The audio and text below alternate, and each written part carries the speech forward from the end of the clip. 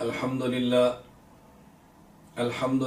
وحدہ لا شریک لہ والصلاة والسلام علی من لا نبی بعدہ وعلی آلہ واصحابہ الذین اوفوا عہدہ اما بعد فاعوذ باللہ من الشیطان الرجیم بسم اللہ الرحمن الرحیم اہدنا الصراط المستقیم صراط الذین انعمت علیہم غیر المغضوب علیہم ولا الضالین وقال اللہ تبارک وتعالی ومن يطع اللہ والرسول فأولئک مع الذین انعم اللہ علیہم من النبیین والصدیقین والشہداء والصالحین وحسن اولئک رفیقا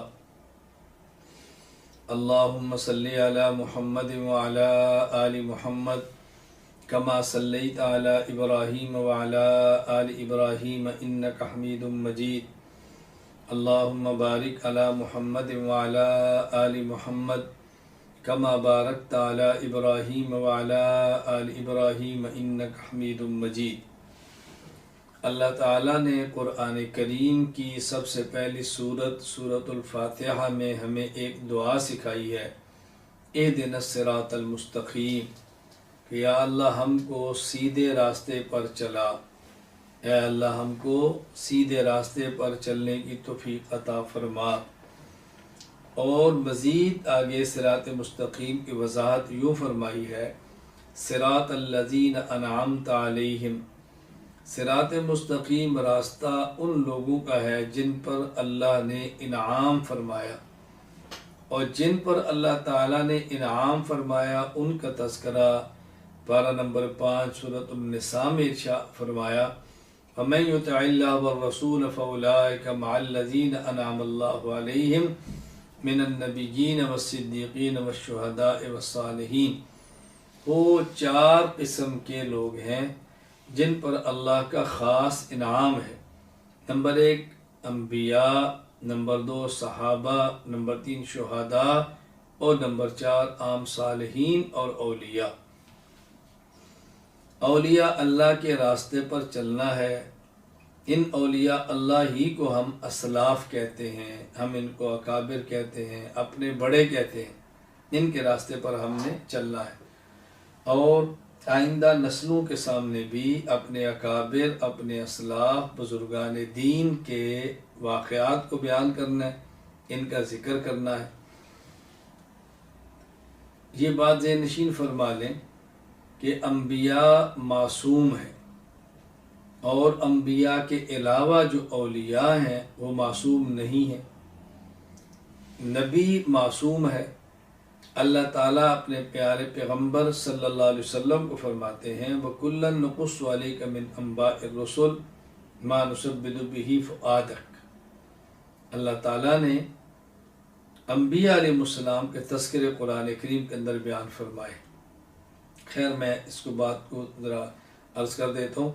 پہلے یہ بات سمجھ لیں کہ ہم نے اسلاف اور اکابر کا تذکرہ کیا ہے۔ اکابر اور اسلاف کے ساتھ امت کو جوڑنا ہے، تو ظاہر ہے جب ہم اکابر کی بات کریں گے، اسلاف کی بات کریں گے، اپنے بزرگان دین کی بات کریں گے، تو لوگ ان پر اعتراض بھی کریں گے، ان کی کتب کو پیش کریں گے، ان کی عبارات کو پیش کریں گے۔ تو جن اکابر پر ہم اعتماد کرتے ہیں، لوگ اگر اعتراض کریں تو ہم ان اکابر کو چھوڑ تو نہیں سکتے۔ ہاں ان پر ہونے والے اعتراضات کے جوابات ہم ضرور دیں گے، پہلے بھی دیے ہیں، آئندہ بھی انشاءاللہ العزیز دیتے رہیں گے۔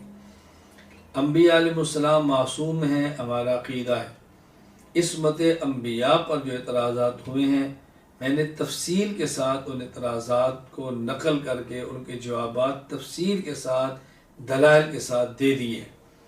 صحابہ کرام رضی اللہ عنہم مجمعین امت کا وہ طبقہ ہے کہ جن میں سے ہر صحابی اکیلا ہو تو مؤمن، عادل، حجت، معیار حق، تنقید سے بالا تر، عذاب اخروی سے محفوظ، جنتی، محفوظ عن الخطا، اور جب کسی مسئلے پر سب صحابہ جمع ہو جائے تو معصوم عن الخطا۔ اس پر دلائل بھی دیے ہیں، ہونے والے اعتراضات کے جوابات بھی دیے۔ اب ہم چونکہ الحمدللہ احناف بھی ہیں، حنفیت کی بات کی ہے، امام حنیفہ رحمہ اللہ کی بات کی ہے، تو حضرت امام اعظم ابو حنیفہ رحمہ اللہ تعالیٰ پر ہونے والے اعتراضات کے جوابات بھی دیے ہیں، حضرت امام صاحب کی فقہ حنفی پر ہونے والے اعتراضات کے جوابات بھی دیے، اور ہمارے اکابر جو علماء دیوبند ہیں ہم ان کی عبارات پر ہونے والے اعتراضات کے جوابات بھی دیتے ہیں اور دیتے رہیں گے، چونکہ ہم اہل السنت والجماعت احناف دیوبند ہیں، اہل السنت والجماعت احناف دیوبند ہیں، بات ذہن نشین فرما لیں، چونکہ اہل السنت ہے، رسول اللہ صلی اللہ علیہ وسلم سے رشتہ ہے، پیغمبر پر ہونے والے اعتراضات کے جواب دیے ہیں اور دیں گے، والجماعت صحابہ کرام سے ہمارا تعلق ہے، وہ ہمارے ایمان کا حصہ ہیں، صحابہ کرام پر ہونے والے اعتراضات کے جوابات دیے بھی ہیں اور دیتے رہیں گے۔ احناف ہم امام اعظم ابو حنیفہ رحمہ اللہ کے مقلد حنفی ہیں، امام ابو حنیفہ رحمہ اللہ کی ذات اور ان کی مرتب کردہ فقہ حنفی اس پر ہونے والے اعتراضات کے جوابات دیے بھی ہیں اور دیتے رہیں گے۔ دیوبند یہ ہمارا منہج ہے، ہم اپنے اکابر علماء دیوبند کے ساتھ ہیں، اکابر علماء دیوبند پر ہونے والے اعتراضات کے جوابات ہم نے دیے ہیں اور انشاءاللہ آئندہ بھی دیتے رہیں گے۔ تو یہ جو ہماری گفتگو ہے اس کا عنوان یہی ہے، عبارات اکابر پر ہونے والے اعتراضات کا علمی جائزہ، عبارات اکابر پر اعتراضات کا علمی جائزہ، یہ گفتگو کا ہمارا عنوان ہے، اس پر ہم بیان کریں گے، سبق پڑھائیں گے، درس کا سلسلہ چلے گا، اور علماء کرام سے میں گزارش کروں گا کہ اول تاخیر توجہ سے اس بات کو سن لیں، انشاءاللہ بہت زیادہ فائدہ ہوگا۔ میں عبارات اکابر پر ہونے والے اعتراضات اور اعتراضات کے جوابات کو شروع کرنے سے پہلے 10 باتیں بطور تمہید کے، بطور مقدمہ کے، بطور بنیاد کے آپ کی خدمت میں پیش کرنا ضروری سمجھتا ہوں۔ نمبر 1، انبیاء علیہ السلام معصوم ہیں، لہٰذا پیغمبر جو کہ معصوم ہے اس کے دل کو مضبوط رکھنے کے لیے انبیاء کے واقعات بیان کیے جاتے ہیں۔ اللہ تعالیٰ قرآن کریم میں فرماتے ہیں وَكُلًّا نَقُصُّ عَلَيْكَ مِنْ أَنْبَاءِ الرُّسُلِ مَا نُثَبِّتُ بِهِ فُؤَادَكَ، سورہ ہود آیت نمبر 120، کہ اے محمد صلی اللہ علیہ وسلم ہم آپ پر گزشتہ پیغمبروں کے واقعات میں سے وہ واقعات تمہیں سنا رہے ہیں جن سے ہم تمہارے دل کو تقویت پہنچائیں۔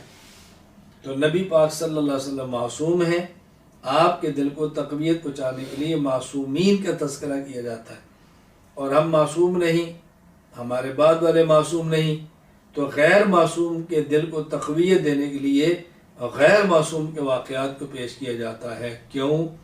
اگر غیر معصوم کو مضبوط کرنے کے لیے نبی کے واقعات پیش کریں، وہ کہے گا وہ تو نبی ہیں، وہ تو معصوم ہیں، ان پر تو وحی آتی ہے، جبریل امین اترتا ہے، میرے ساتھ گناہوں کے تقاضے ہیں، میں تو گناہ گار ہوں، میں تو اتنا کام نہیں کر سکتا، میں تو فلاں کام سے نہیں بچ سکتا۔ تو پھر اولیاء جو غیر معصوم ہیں ان کے واقعات پیش کیے جاتے ہیں، یہ بتانے کے لیے کہ غیر معصوم گناہوں سے بچ سکتا ہے، غیر معصوم سچی توبہ کر سکتا ہے، غیر معصوم دین پر عمل کر سکتا ہے۔ وہ دیکھو فلاں نے عمل کر کے دکھایا، مولانا رشید احمد گنگوہی کو دیکھو، مولانا محمد قاسم نانوتوی کو دیکھو، شیخ الہند مولانا محمود حسن دیوبندی کو دیکھو، شیخ الاسلام حضرت مولانا سید حسین محمد مدنی کو دیکھو، حکیم الامت مولانا شریف علی تھانوی کو دیکھو، حضرت مولانا محمد ریاض دہلوی کو دیکھو، آپ ان حضرات کو دیکھو، تو غیر معصوم بھی شریعت پر عمل کر سکتا ہے۔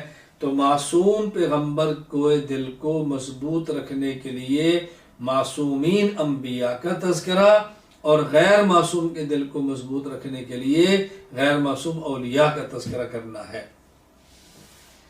نمبر 2، اسلاف کا دفاع۔ جب اکابرین کا تذکرہ ہوگا تو لوگ اعتراض بھی کریں گے، اس لیے اکابرین کا دفاع بھی ضروری ہے، کیونکہ اگر ہم جوابات نہیں دیں گے تو لوگ اکابرین سے بدظن ہو کر انہیں چھوڑ دیں گے۔ جب ہم اکابرین کا تذکرہ کریں گے، اپنے اکابر کا ذکر کریں گے، اپنے اکابر کا مجالس میں ذکر خیر کریں گے اور لوگوں سے کہیں گے ان اکابرین کے ساتھ جڑو، یہ ہمارے بڑے ہیں۔ تو مخالف اعتراض کرے گا، اس نے تو یہ لکھا ہے، فلاں نے تو یہ لکھا ہے، فلاں نے تو یہ لکھا ہے، بدگمان کرنے کی کوشش کرے گا۔ ہم میدان میں اتر کر دفاع نہیں کریں گے تو لوگ بدزن ہو جائیں گے۔ اس لیے ضروری ہے کہ اپنے اکابر کا دفاع کریں اور اعتدال کے ساتھ، دلائل کے ساتھ، اخلاص کے ساتھ دفاع کریں۔ انشاءاللہ یہ سلسلہ جاری رہے گا۔ نمبر 3، اتحاد امت۔ ہر دور میں اتحاد امت وقت کی اہم ترین ضرورت رہی ہے۔ موجودہ حالات میں بھی اتحاد امت وقت کی اہم ترین ضرورت ہے، لیکن اتحاد امت کا مطلب سمجھنا از حد ضروری ہے۔ اتحاد امت کا ایک معنی یہ ہے کہ اخلاف کو اسلاف سے جوڑو، بعد والوں کو پہلوں سے جوڑو، پہلے والے جس طریقے پر تھے بعد والوں کو وہی سمجھاؤ، ان کی تحقیقات جو پہلے ہو چکی ہیں بعد والوں کو سمجھاؤ کہ ان پر اعتماد کریں، ان کی تحقیقات کے مقابلے میں نئی تحقیقات پیش کر کے الحاد اور گمراہی کے دروازے نہ کھولیں، اکابرین پر اعتماد کی فضا بناؤ، وگرنہ حدیث پاک میں علامت قیامت بیان کی گئی ہے، لعن آخر هذه الامت اولها، کہ بعد والے پہلو پر لعنت بھیجیں گے۔ یہ کب ہوگا؟ جب پہلو پر اعتماد نہیں ہوگا۔ اتحاد امت کی ایک صورت، ایک مطلب کہ بعد والوں کو پہلے والوں کو چھوڑا جائے تاکہ پہلی اور بعد کی امت متحد ہو جائے۔ اتحاد امت کا ایک معنی۔ اتحاد امت کا دوسرا معنی کہ مختلف مسالک کے جو لوگ ہیں، مختلف مسلکوں کے جو لوگ ہیں، وہ لوگ اپنے متفقات کو لے کر مختلفات میں ایک دوسرے کو برداشت کریں، یعنی جو نقطہ اتفاقی ہے اس پر اکٹھے ہو جائیں، جو نقطہ اختلافی ہے اس میں ایک دوسرے کو برداشت کریں، اپنے مسلک پہ دلائل دیں، اپنے مسلک کو قوت دلیل سے پیش کریں، ثابت کریں، اپنے اوپر ہونے والے اعتراض کے جواب دیں، لیکن دوسرے کے مسلک کو برداشت کریں۔ یہ سمجھے بھی ہم پر وحی نہیں آئی، وہی تو رسول اللہ صلی اللہ علیہ وسلم پر آئی ہے، ہم اس سے یہ سمجھے ہیں، دوسرا یہ سمجھا ہے، ہماری سمجھ یہ ہے، اس کی سمجھ یہ ہے۔ اب صحیح سمجھ کس کی ہے؟ ہم اپنے دلائل سے کہتے ہیں ہماری سمجھ صحیح ہے، وہ اپنے دلائل سے کہتے ہیں ان کی سمجھ صحیح ہے۔ قیامت کے دن حق اور باطل الگ ہوگا تو پھر حق والے باطل والے الگ ہوں گے، عملی فیصلہ ہو جائے گا کون غلط تھا اور کون ٹھیک تھا۔ لیکن متفقات پر ہم جمع ہو جائیں اور مختلفات پر ایک دوسرے کو برداشت کریں۔ اتحاد امت کا ایک معنی اور مطلب یہ ہے۔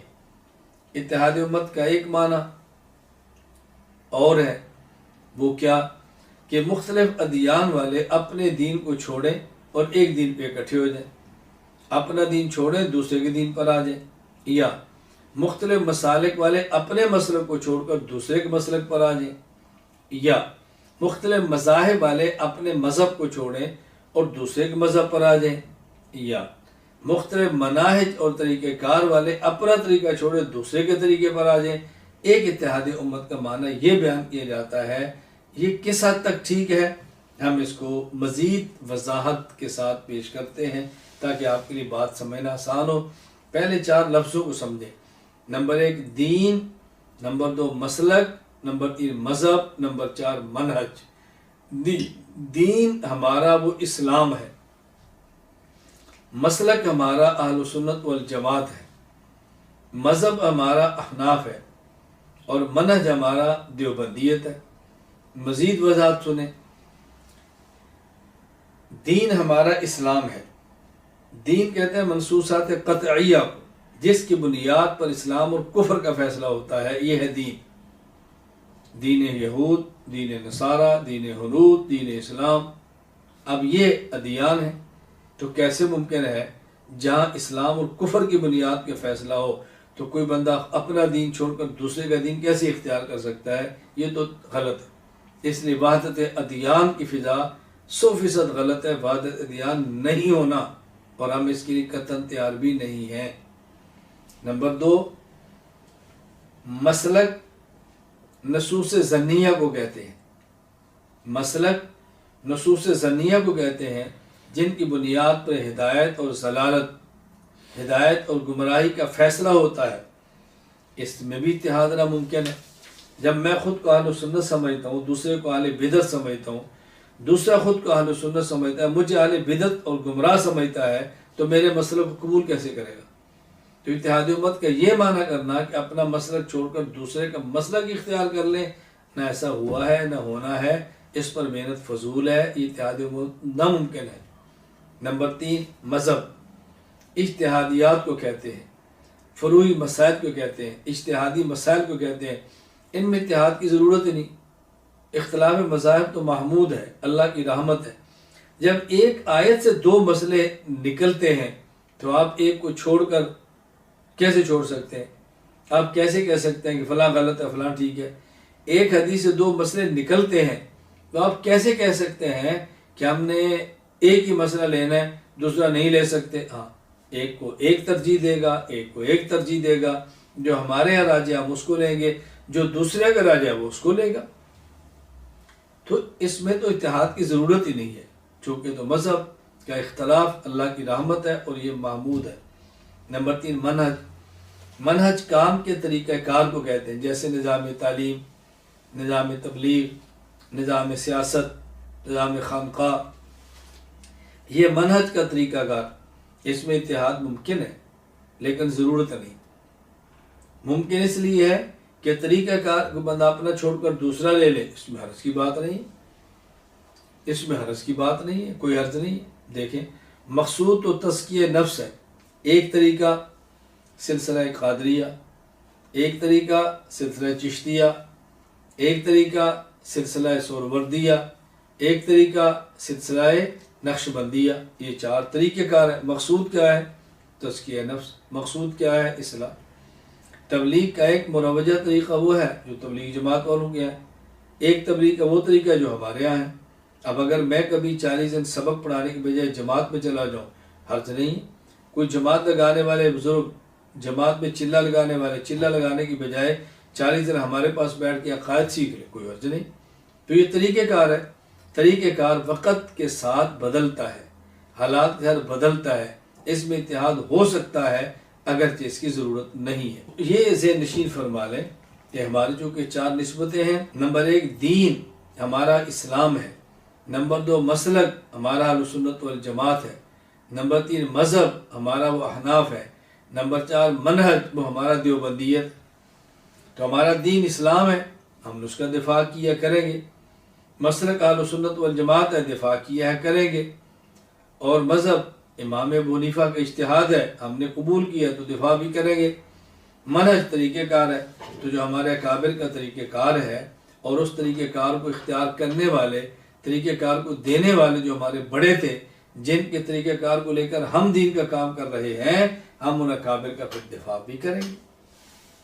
نمبر 4 اجتہاد اور الحاد، نئے پیش آنے والے مسائل پہ تحقیق کر کے انہیں حل کرنے کا نام اجتہاد ہے۔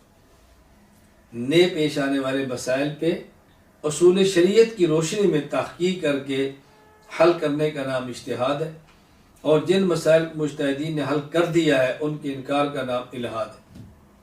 اب تکوینی طور پر اجتہاد مطلق کا دروازہ بند ہے، موجودہ دور میں کچھ لوگ الحاد کو اجتہاد کا نام دے دیتے ہیں۔ اس کو اچھی طرح بات سمجھ لیں۔ ایک ہے اجتہاد، نیا مسئلہ پیش آیا، اس پر پہلے سے تحقیق نہیں ہے، آپ نے اصول شریعت کی روشنی میں تحقیق اور اپنے اجتہاد سے مسئلہ حل کیا، یہ جائز ہے۔ اور ایک الحاد، مسئلہ پیش آ چکا ہے، مجتہدین تحقیق فرما چکے ہیں، امت اس میں جمع ہو چکی ہے، امت اس کو قبول کر چکی ہے، اب آپ اس میں اپنی تحقیق کر کے ایک نیا مسئلہ لاتے ہیں، الحاد، اور پہلے سب کو گمراہ کہتے ہیں، یہ قطعاً ٹھیک نہیں۔ اجتہاد الگ ہے، الحاد الگ ہے۔ اجتہاد مطلق کہ کوئی شخص اپنے اصول بھی خود نکالے، فروع بھی خود نکالے، یہ دروازہ بند ہے۔ ہاں، پہلے محدثین کے اصول حدیث کو پڑھنا، مفسرین کے اصول تفسیر کو پڑھنا، فقہاء کے اصول افتاء کو پڑھنا، اور اس کے بعد علمی وثوق پیدا کرنا اور کسی نئے مسئلے پر اجتہاد کرنا، یہ الگ بات ہے۔ تو اجتہاد کا دروازہ تو بند ہے۔ اجتہاد سے مراد مطلق اجتہاد، مطلق اجتہاد، اس کا دروازہ بند ہے، جس میں اصول بھی خود نکالے، پھر اصولوں سے مسائل بھی خود نکالے۔ ہاں، اصول پہلے سے نکلے اس کو لے لے، ان اصولوں کی روشنی میں نیا مسئلہ حل کرے، یہ دروازہ کھلا ہے اور قیامت تک رہے گا انشاءاللہ العزیز۔ تو لوگ الحاد کے نام پر اجتہاد کا دعویٰ کرتے ہیں، ایسا ہرگز نہیں ہوگا، اور ہم اجتہاد کے نام پر الہاد کو نہیں چلنے دیں گے۔ اجتہاد الگ ہے، الہاد الگ ہے۔ نمبر 5، ناقل اور شارع۔ ہم اپنے مسلک کے ناقل اور شارع بنیں، نہ کہ محقق۔ ہمیں چاہیے کہ اپنے اکابر کی بات لوگوں تک پہنچائیں اور وہی بات سمجھائیں۔ اس کے کئی فوائد ہیں۔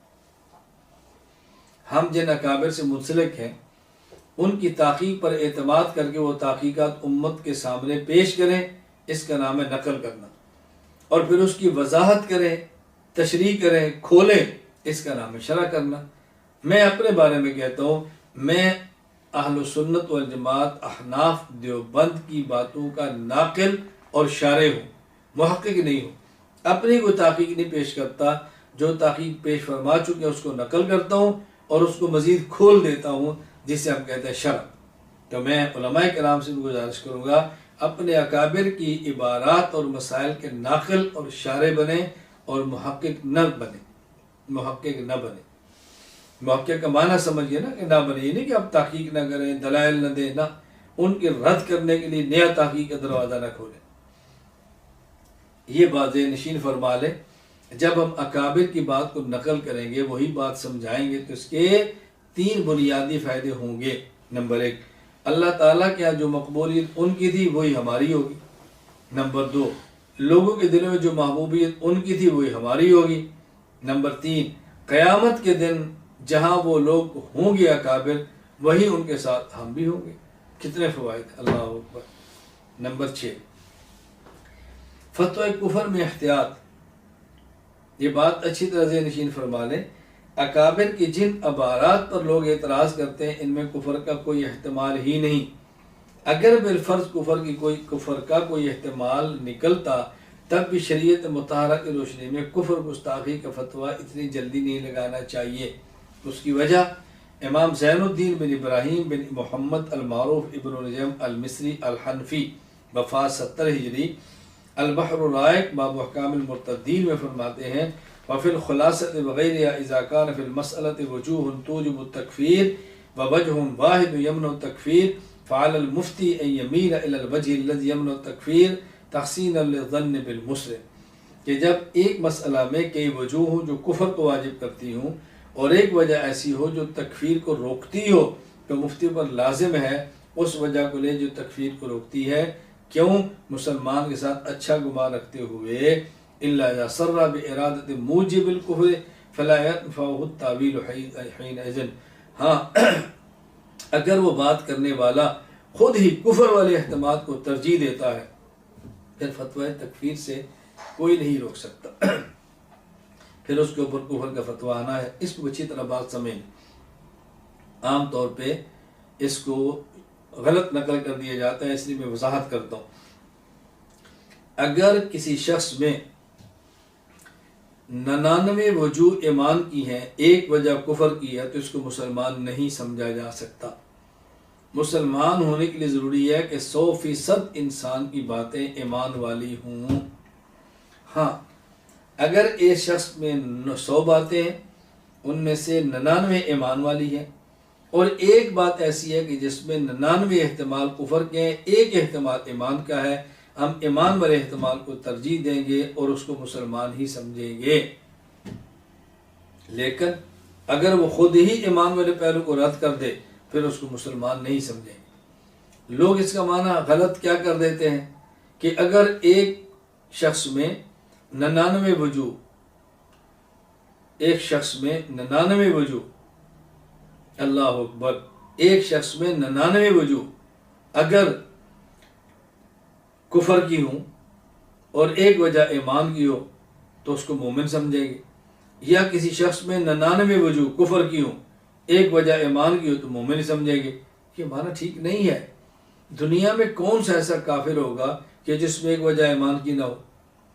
کوئی شخص ایمان کی کوئی نہ کوئی بات تو مانتا ہی ہے، تو پھر کافر کون بچے گا؟ اس لیے اس کا مطلب یہ ہے، اگر کسی شخص میں 99 وجوہ ایمان کی ہوں اور ایک وجہ میں 99 احتمال کفر کی ہوں، ایک احتمال ایمان کو، تو اس کو مومن ہی سمجھیں گے۔ تو دونوں باتوں میں بہت فرق ہے، اچھی طرح سے نشین فرما لیں۔ نمبر 7، گفتگو اصولی کریں۔ عام طور پر جب ہمارے مخالفین ہمارے حضرات اکابر علماء دیوبند کی عبارات اور کفر کا الزام لگاتے ہیں، اس کے لیے اہل سنت والجماعت احناف دیوبند اور اہل بدعت کے مابین گفتگو ہو تو آپ حضرات کو چاہیے گفتگو اصولی کریں، اصول سے پیچھے نہ ہٹیں، اس کا ہمیشہ خیال رکھیں۔ میں ایک دو واقعہ سناتا ہوں، اس میں آپ کو بات سمجھنی آسان ہوگی۔ ایک شخص نے کہا کہ علماء دیوبند کی عبارات کفریہ اور شرکیہ ہیں۔ میں نے کہا بات کر لیتے ہیں، میں آپ کی خدمت چند باتیں پیش کرتا ہوں، اس کے بعد بات کر لیتے ہیں۔ کہا جی وہ کیا؟ میں نے کہا آپ نے کہا علماء دیوبند کی عبارات، علماء دیوبند کے عقائد کفریہ شرکیہ ہیں، مجھے بتائیں کیا علماء دیوبند کے تمام عقائد کفریہ اور شرکیہ ہیں؟ ایک بات۔ نمبر دو، علماء دیوبند کی عقائد کا کفر اور شرک ہونا آپ قرآن کریم سے اور صحیح مرفوع غیر معارض حدیث سے پیش کریں گے، کسی امتی کا قول پیش نہ کریں۔ نمبر تین، عقائد علماء دیوبند عقیدے کی کون سی کتاب میں ہے آپ یہ بھی بتائیں گے۔ نمبر چار، عقائد علماء دیوبند اگر کفریہ ہیں تو آپ ان پر کفر اور شرک کا فتویٰ بھی لگاؤ گے۔ نمبر پانچ، جو شخص عقائد علماء دیوبند جاننے کے باوجود ان کو مسلمان کہتا ہے تم اس کو کافر بھی لکھو گے۔ یہ پانچ باتیں لکھ دو اور گفتگو کرتے ہیں۔ سالہ سال گزر گئے، اس موضوع پر گفتگو نہیں ہو سکی۔ تو کتنی باتیں؟ پانچ۔ نمبر ایک کہ علماء دیوبند کے تمام عقائد کفریہ اور شرکیہ ہیں یا بعض؟ تمام ہے تو وہ لکھ دو، اگر بعض ہے تو بعض کی نشاندہی کر دو۔ نمبر دو، یہ علماء دیوبند کے عقائد جن کو تم کفریہ کہتے ہو علماء دیوبند کی عقیدے کی کس کتاب میں ہے اس کا نام لکھ دو۔ نمبر تین، علماء دیوبند کے عقائد کا کفریہ اور شرکیہ ہونا قرآن کریم یا حدیث صحیح صریح مرفوع غیر معارض سے پیش کرو گے۔ نمبر چار، عقائد علماء دیوبند اگر کفریہ شرکیہ ہیں تو پھر علماء دیوبند کافر ہوں گے، یہ لکھ دو۔ نمبر پانچ، عقائد علماء دیوبند اگر کفریہ اور شرکیہ ہیں تو جو ان عقائد کو جاننے کے باوجود بھی ان پر فتویٰ کفر نہیں لگاتا اس کا کافر ہونا آپ لکھ دو۔ بات کریں، نہیں بات ہو سکتی۔ تو بات اصولی کریں گے تو آپ کو الجھن کبھی نہیں ہوگی۔ یہ بات اچھی طرح ذہن نشین فرما لیں، پھر کبھی نہیں ہوگی بات، کوئی بھی نہیں کرے گا آپ کے ساتھ۔ ایک شخص نے چیلنج کر دیا کہ جی احناف کی فقہ شریعت کے خلاف اور 10 مسائل لکھے کہ اس پر احناف ہم سے مناظرہ کر لیں۔ میں نے کہا کوئی بات نہیں، بسم اللہ پڑھیں، 10 مسائل آپ لکھ لیں، 10 آپ کے میں لکھ لیتا ہوں، آپ ہمارا ایک مسئلہ بیان کریں اور پھر یہ کہیں کہ یہ احناف کا مسئلہ قرآن کی فلاں آیت یا حدیث کی فلاں کتاب میں موجود فلاں حدیث کے خلاف ہے، تو پھر میں آپ کے ایک مسئلے پر بات کروں گا، ایک پر آپ کر لیں، ایک پر میں کروں گا، پھر ایک پر آپ، ایک پر میں، نہیں جی ہم بات کریں گے۔ میں نے کہا آپ کیوں بات کریں گے؟ آپ کی فقہ نہیں ہے، آپ کی کتابیں نہیں ہیں مسائل کی، ہماری کتابوں پر اعتراض ہوتا تمہارے اوپر اعتراض نہیں ہو سکتا؟ پھر تمہاری بنیاد تو قرآن حدیث تم کہتے ہو، فقہ کا انکار نہیں کرتے، تو اس کا غلط ہونا پھر قرآن سے ثابت کرو گے نا، یا حدیث سے ثابت کرو گے، اپنی رائے سے تھوڑا ثابت کرو گے، نہیں بات ہو سکتی۔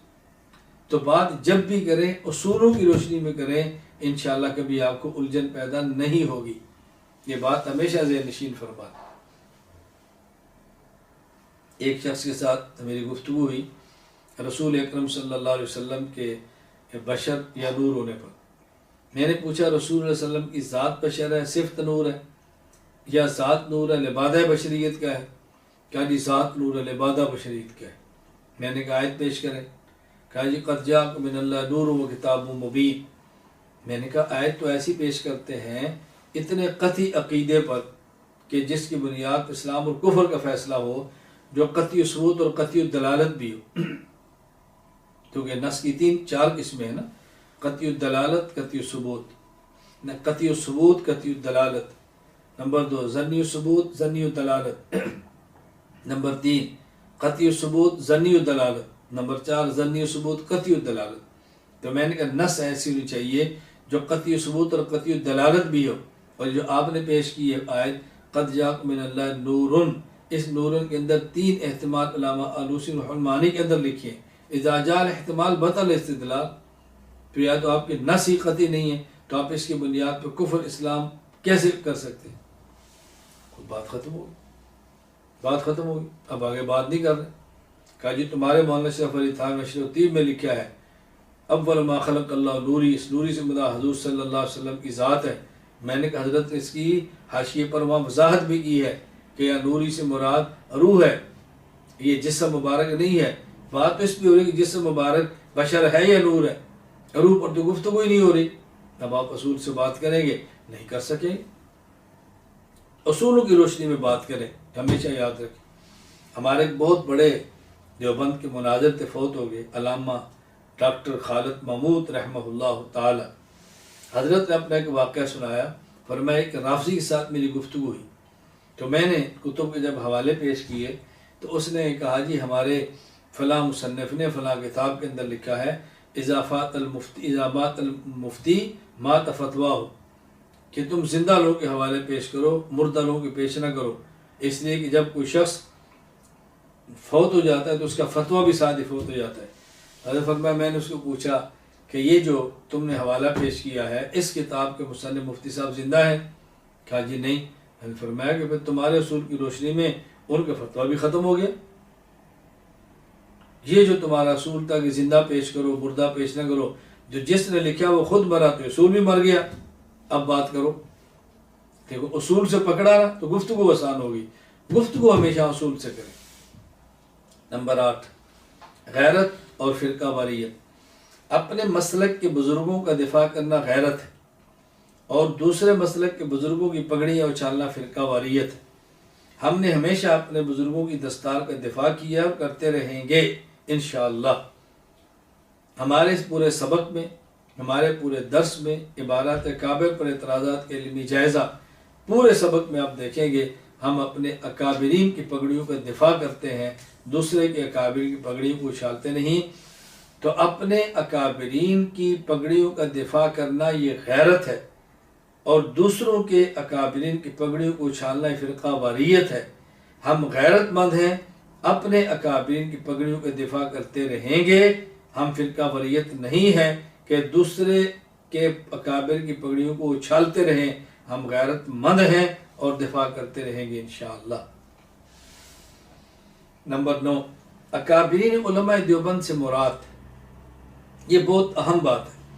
جب ہم کہتے ہیں کہ اکابرین علماء دیوبند کا یہ متفقہ نظریہ ہے تو اکابرین علماء دیوبند سے مراد کیا ہے؟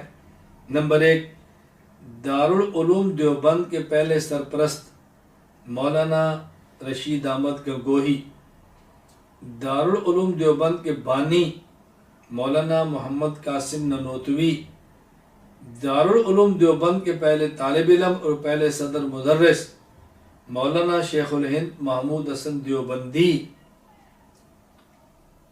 مولانا محمود حسن دیوبندی کے براہ راست بلا واسطہ تلامذہ شیخ الاسلام حضرت مولانا سید حسین احمد مدنی، حکیم الامت مولانا شریف علی تھانوی، بانی تبلیغی جماعت حضرت مولانا محمد الیاس کاندلوی رحمہ اللہ تعالی۔ تو دیوبندیت سے مراد ہے دارالعلوم دیوبند کے پہلے سرپرست گنگوہی، بانی نانوتوی، پہلے شاگرد اور صدر مدرس مولانا محمود حسن دیوبندی اور حضرت کے براہ راست تلامذہ، یہ ہے دیوبندیت۔ جس مسئلے پر یہ متفق ہوں ہم کہیں گے اکابرین علماء دیوبند کا اتفاق ہے، جس پر ان میں اختلاف ہو ہم کہیں گے اس میں اکابر علماء دیوبند کا اختلاف ہے۔ یہ میں نے بات اس لیے کی ہے، اس کے بعد والے لوگ اگر کسی مسئلے پر اختلاف کر لیں ان سے تو یہ نہیں کہیں گے کہ علماء دیوبند میں اختلاف ہے اس مسئلہ میں، یہ کہیں گے علماء دیوبند سے اختلاف ہے اس مسئلہ میں۔ علماء دیوبند میں اختلاف ہونا اور ہے، علماء دیوبند سے اختلاف ہونا اور ہے۔ مثال سمجھیں، حضور اکرم صلی اللہ علیہ وسلم دیگر انبیاء علیہ السلام اپنی زمینی قبور مبارکہ میں بتعلق روح زندہ ہیں، یہ اکابر علماء دیوبند کا متفقہ نظریہ ہے۔ آج بعض لوگ خود کو دیوبندی کہتے ہیں اور یہ کہتے ہیں کہ نبی پاک صلی اللہ علیہ وسلم اپنی قبر اطہر میں زندہ نہیں، آپ کے روح اور جسم کا تعلق نہیں۔ تو لوگ کہتے ہیں کہ اس مسئلے میں علماء دیوبند میں اختلاف ہے۔ حیات النبی کے عقیدے پر علماء دیوبند میں اختلاف ہے۔ یاد رکھنا، حیات النبی کے مسئلہ پر علماء دیوبند میں اختلاف نہیں، علماء دیوبند سے اختلاف ہے۔ علماء دیوبند میں اختلاف ہونا اور ہے، علماء دیوبند سے اختلاف ہونا اور ہے۔ یہ بات اچھی طرح ذہن میں نشین فرما لیں۔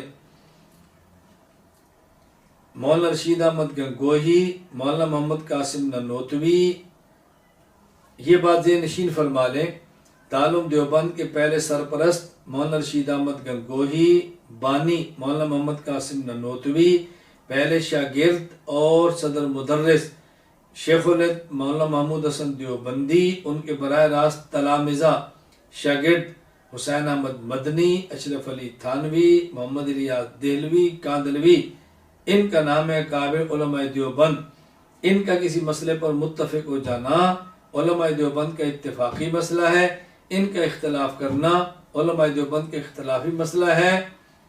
بات ذہن نشین فرما لیں، عقیدہ حیات النبی صلی اللہ علیہ وسلم اکابر علماء دیوبند کا اجماعی اتفاقی مسئلہ ہے۔ جو شخص خود کو دیوبندی کہتا ہے اور اس مسئلے میں اختلاف کرتا ہے تو یہ نہیں کہیں گے حیات النبی کے عقیدہ پر علماء دیوبند میں اختلاف ہے، یہ کہیں گے حیات النبی کے عقیدہ پر علماء دیوبند سے اختلاف ہے۔ یہ ایسے ہی ہے جیسے سارے مسلمان متفق ہیں کہ حضور اکرم صلی اللہ علیہ وسلم آخری نبی ہیں، قادیانی کہتے آخری نبی نہیں ہے۔ اب انکار کرنے سے پہلے یہ مسلمان تھے، اب اختلاف کر لیا۔ اب اگر کچھ شخص یہ کہے کہ جی فلاں بندہ مسلمان ہے اور وہ کہتا ہے حضور آخری نبی نہیں، فلاں بھی کہتا ہے آخری نبی نہیں، تو حضور کی ختم نبوت میں تو مسلمانوں کا اختلاف ہے، ہم کہیں گے رسول اکرم صلی اللہ علیہ وسلم کی ختم نبوت پر سارے مسلمان متفق ہیں۔ جو رسول اللہ صلی اللہ علیہ وسلم کو آخری نبی نہیں مانتا تو یہ اختلاف مسلمانوں میں اختلاف نہیں بلکہ یہ اختلاف مسلمانوں سے اختلاف ہے۔ یہ بات اچھی طرح ذہن نشین فرمائیں۔ نمبر 10، عبارات اکابر پر اعتراضات کا علمی جائزہ۔